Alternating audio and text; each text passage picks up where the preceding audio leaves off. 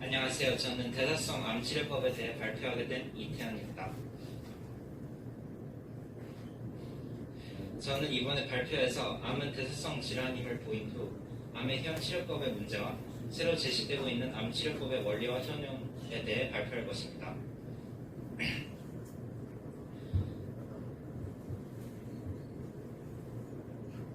현재까지 암은 유전적 이상으로 생각되어 왔습니다.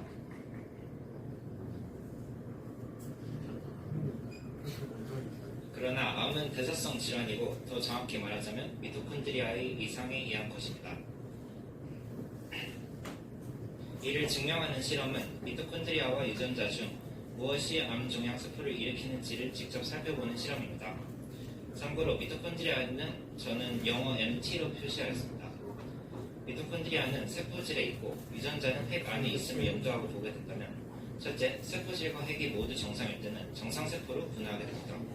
둘째, 세포질과 핵이 모두 종양일 때는 종양세포로 분화합니다. 셋째, 핵만 종양일 경우 정상세포로 분화합니다. 넷째, 세포질만 종양이어도 종양세포가 분화합니다. 결론적으로 암의 원인은 유전자가 아닌 미토콘드리아임을 알 수 있습니다.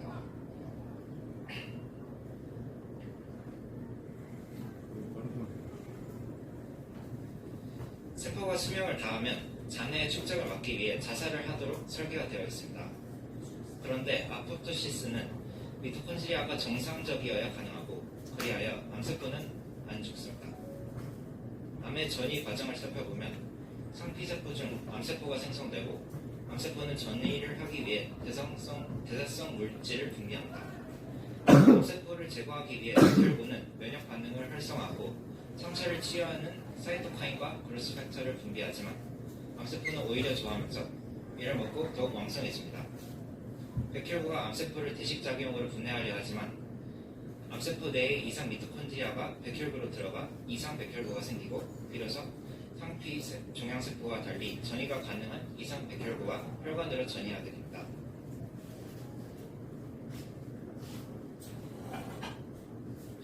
이를 시각자료로 본다면 정상세포에서 종양이 생기고 이를 제거하기 위해 빨간색 백혈구가 오지만 대식작용 중 보라색 이상 백혈구로 변형되어 전이를 하게 됩니다.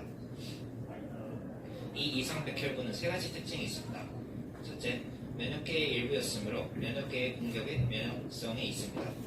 둘째, 인체의 최전선에서 항원과 전투한 전서였으므로 각종 항원 제거 화학 물질에 강합니다. 가장 중요한 셋째 특징으로 글루타민을 굉장히 좋아합니다. 생존을 위한 발효 과정에서 글루타민을 많이 연료로 사용하기 때문입니다.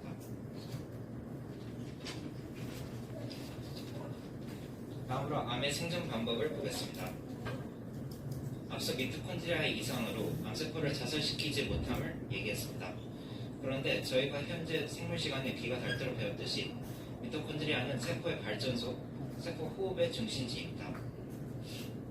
그리하여 암세포는 산소 호흡이 정상적인 산소 호흡이 불가능하고 결국 원시적인 발효를 합니다. 이 사진은 암세포의 발효 과정을 도식화한 것입니다. 월버그 어펙트는 암세포는 주위에 충분한 산소가 있음에도 발효를 하며 발효 과정의 핵심 원료는 바로 글루코스와 글루타민입니다. 발효 과정은 산소가 없었던 혹독한 환경에서 원시 생물들이 사용한 호흡 방식으로 방사능과 화학요법에 불과하고도 잘 작동합니다. 결론적으로 암세포의 핵심 원동력은 발효 과정의 원료인 글루코스와 글루타민 그리고 글루코스와 섭취 탄수화물에 비례하는 높은 혈당량입니다. 즉, 이 세 가지만 잡을 수 있다면 암을 치료할 수 있다는 것입니다. 이러한 사실을 바탕으로 현 항암요법을 보겠습니다.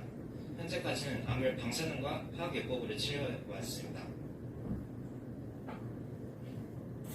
현재 뇌 종양 치료를 보면 절개, 방사선 처리, 뇌 부종 완화 순으로 진행됩니다. 단계별로 분석을 해보면 절개로 인한 염증 반응은 이상 백혈구를 생성하게 되고 방사선 처리는 글루코스와 글루타민 순환을 깨어 종양의 핵심 원료를 급증시키며 최종적으로 염증 억제제가 혈당량을 증가시킵니다. 결과는 불보듯 뻔하게 됩니다. 암세포의 전이는 활발하고 종양은 왕성했지만 글루코스와 글루타민이 굉장히 많은 바이러스인 HCMV가 함께 감염되어 뇌에서 벗어날 경우 급속히 온몸 각지로 전이됩니다. 매년 사망하는 암 환자 수는 약 1000만 명입니다. 그렇다면 이 문제를 어떻게 돌파할 것인지를 보겠습니다. 앞서 이 치료법의 기본 사고 방식 7을 설명하겠습니다. 프레스펄스 컨셉트는 선사시대 생물학에서 대멸종의 원인과 절차를 연구하며 확립된 개념으로 프레스는 긴 시기 동안의 억압인 긴 자극을, 펄스는 탁 쳐서 공격하는 짧은 자극을 의미합니다. 결론적으로 대멸종은 이 프레스와 펄스가 동시에 일어나야 가능하다는 것입니다. 이 개념을 암 치료에 적용을 해보면 프레스는 지속적 저혈당 상태로, 펄스는 글루타민을 확 억제하는 것으로, 그리고 대멸종은 암세포의 전멸로 유추 적용을 할 수 있습니다. 그리하여 세 가지 핵심 치료법은 프레스에 해당하는 첫째, 저탄수화물 고지방의 키토제닉 다이어트, 둘째, 고압 산소요법, 그리고 펄스에 해당하는 셋째, 글루타민 억제제입니다. 대표적인 글루타민 억제제는 돈으로 DNA와 RNA의 합성을 중지합니다. 키토제닉 식단은 글루코스와 혈당량을 낮출 것이고, 고압산소요법은 방사능 처리의 대체요법이며 당연히 글루타민 억제제는 글루타민을 억제할 것입니다. 고압산소요법이 생소하실 것이라 생각되어 추가 설명을 하겠습니다. 옥시데이티브 스트레스라는 게 있는데 이를 이용하여 암세포를 발달시킬 수가 있습니다. 대략적인 원리는 정상적인 산화하는 상태를 교란시켜 DNA 서열을 파괴하고 세포의 신호 전달을 방해하여 죽이는 것입니다.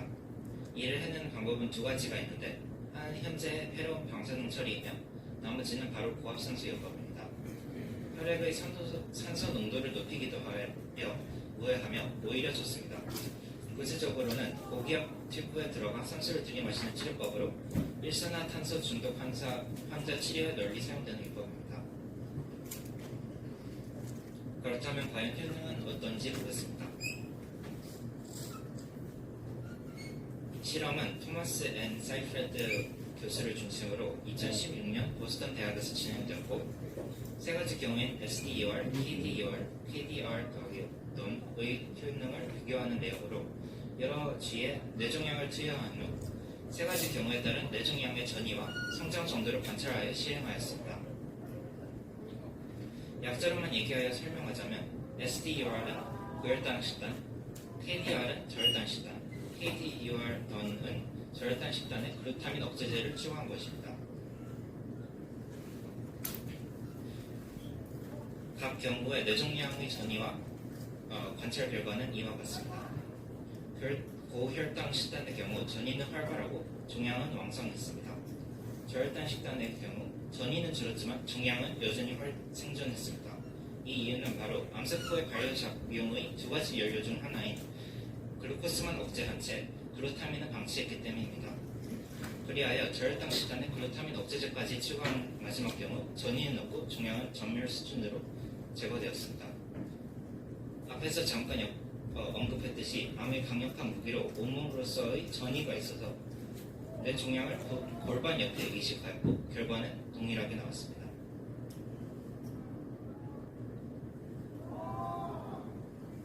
결론 짓기 전 참고로 키토제닉 식단의 효과로 종양으로 유입되는 글루타민 억제제인 돈이 고혈당 식단보다 저혈당 식단이 2배가 넘도록 많은 걸 볼 수 있고 이는 대사성 치료법의 적은 약물 사용과 우회성을 보여줍니다. 드디어 총 정리를 해보자면 첫째, 암은 유전적인 질환이 아닌 대사성, 즉 미토콘드리아 이상에 의한 질병입니다. 둘째, 거의 모든 암의 원동력은 발효를 통한 ADP의 임산화입니다.